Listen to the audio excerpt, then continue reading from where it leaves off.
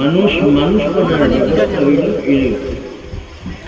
স্বয়ং আল্লাহ তাআলা কোরআন মাজিদ শিক্ষা দেওয়ার জন্য খোদ মুআল্লিম হইয়া ঘোষণা দিয়েছেন কোরআন মাজিদের শিক্ষক হিসেবে। বলেন সুবহানাল্লাহ। আর রহমান আল্লামাল কুরআন।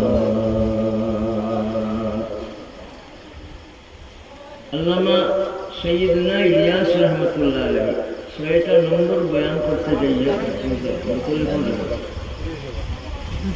एक नंबर इल्म जिकिर। इल्म आगे जिकिर आगे। जिकिर ও इल्म বলেন না, इल्म ও जिकिर।